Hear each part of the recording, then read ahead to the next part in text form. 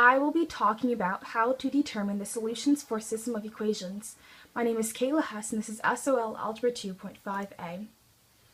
The student will solve nonlinear systems of equations, including linear, quadratic, and quadratic-quadratic, algebraically and graphically.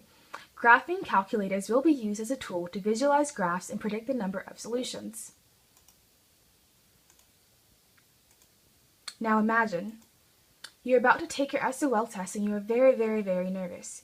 You follow the directions given by the SOL proctor by logging in and answering the sample questions.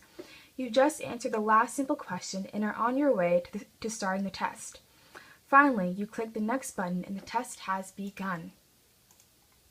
Oh no! You are reading the first question and it asks you to solve a system of equations. You have no idea how to answer it. What should you do? Here is a problem given to you. Plot the apparent solutions to the system of equations shown. The first thing you need to determine: what is a system of equations? A system of equations is a collection of two or more equations with the same set of unknowns. In solving a system of equations, we try to find values for each of the unknowns that will satisfy the equation in the system. Solutions. The solutions to a system of equations are the points in which two different graphs intersect. A consistent system is a system of equations with at least one solution. An inconsistent system is a system that has no solution. First step in solving. The first step you should take in solving this problem is to look at the graph and find the points where the two parabolas intersect. A common mistake is for students to find the zeros instead of the solutions. Find the points. As you can see, I have circled in red the points of intersection between the parabolas. Next step. After identifying where the two parabolas intersect, find the coordinates where they intersect. You can do this by horizontally following the x-axis and then vertically following the y-axis until you find the point of intersection. So on the x-axis you go left or right, on the y-axis you will go up or down. Lastly, once you find the coordinates, mark all the solutions that appear on your graph. The solutions to this graph are -1, 2, and 1, 6, as you can see are marked on my graph. Yay, you were able to correctly solve the first question. Now let's move on to the next question. Here's a problem given to you. Solve the solutions, find the solutions for the system of equations. If you're using a calculator, make both equations equal to y, then insert both of them into your calculator and find the intersecting points. Oh, do not skip that step. Most people do, and it is a common mistake. It will lead you to the wrong answer.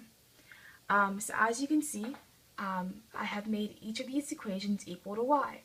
After doing so, you'll insert both of them into the calculator separately and then graph both of them. Find where the two functions intersect and identify the coordinates. The first step without the calculator. If you are not using a calculator, you can solve the problem through substitution. Solve one equation for either variable. I chose the first equation. The original equation is 3x minus y equals -2. I subtracted both sides. I subtracted 3x from both sides. I then ended up with -y equals -3x minus 2. I then divided both sides by -1 and my final answer is y equals 3x plus 2. The next step, you will substitute your answer into the second equation. As you can see, I have done so, and I got to the point to where I factored. I separated the two factors and I got x equals -1/2 and x equals 2. Solve for the second variable. You will then plug in both values found for x in the previous step. So as you can see, I plugged -1/2 for x and 2 for x, and I got y equals 1/2 and y equals 8. Always be sure to check the solutions by plugging them back into the original equation. Yay, you were able to correctly solve the second question. Now let's move on to the next question. Here's a problem given to you. The product of two numbers is 12, and the sum of their squares is 40. What are the two numbers? The first step is to write out an equation for the problem, as I have done so. I got x times y equals 12 and x squared plus y squared equals 40. The next step is to make the equations equal to y, as I have done so here. Thirdly, you will plug each of these equations into a graph on your graphing calculator. This is the graph that should show up.